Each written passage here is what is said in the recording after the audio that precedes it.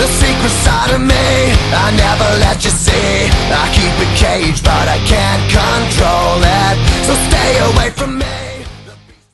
Hey guys, welcome to Once Bitten, the show where we tell you what to do with movie monsters and mystical creatures once you find them.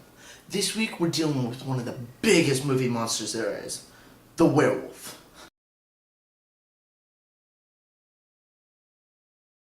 The cool thing about a werewolf though is, depending on which story you read or movie you watch or TV series, it has upwards to 3 different alternate forms. We can go over each of those real quickly. They have the wolf form, which is just basic wolf.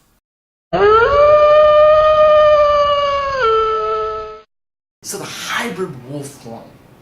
This thing is huge.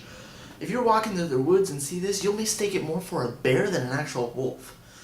Well, if the bear was about 7+ feet tall, looked like Arnold Schwarzenegger carrying a wolf pelt, then yeah, definitely a bear. Only I don't want him coming back at all.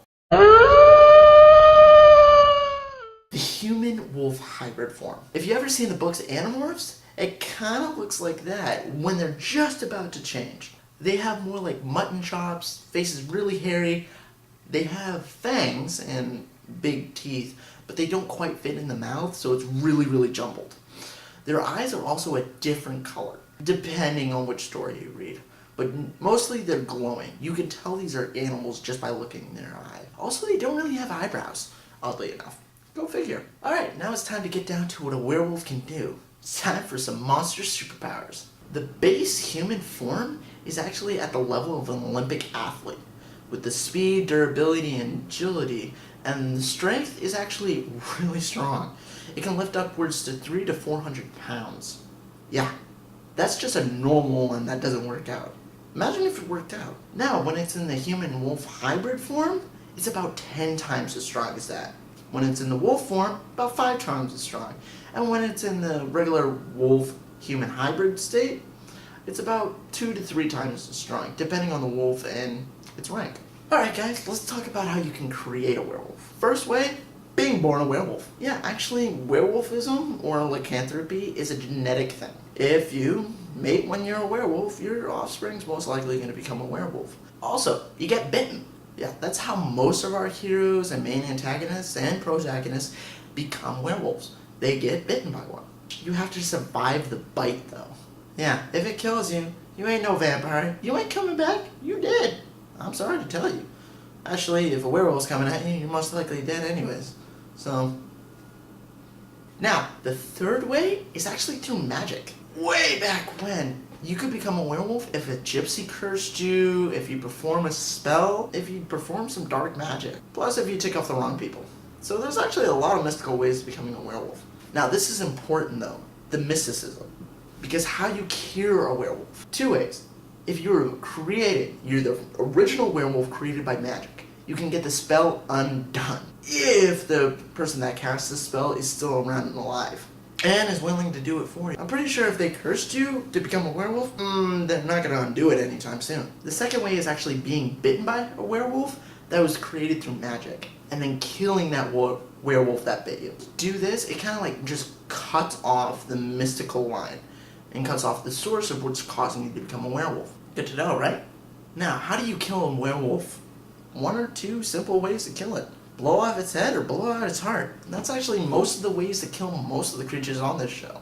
But if you can't do that because it is huge and it is fast and it is strong, here's some clever ways to take down the werewolf. First one, wolfsbane.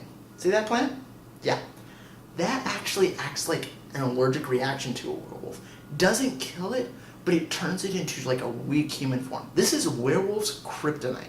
If you can get your hands on some of this, keep it, dude. Just keep it. So if you're going to shoot a werewolf, shoot it with a silver bullet.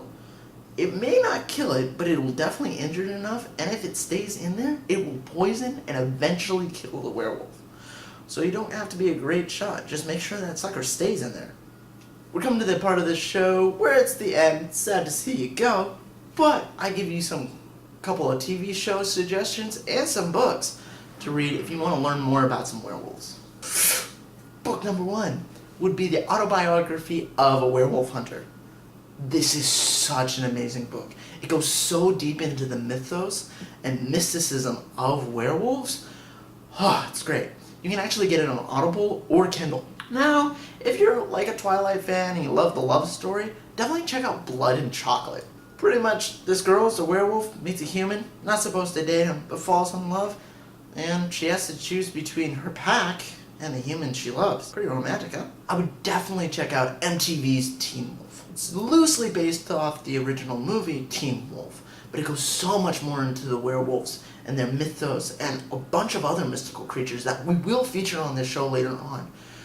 You can get most of the seasons right on Netflix right now. Alright, thanks for watching with me, guys. If you liked what you saw, hit that subscribe button. And if you have any questions, comments, or concerns, leave them right down in the comment section. Or if you feel I missed something or you want to add to the mythos, put it right down there. Now, werewolves are huge, so there's probably going to be a second part werewolf story. So, if I miss something on here, believe me, I'll get to it eventually. Alright, thanks guys. Watch next week when we go over some vampires. Yeah, bloodsuckers they are, huh?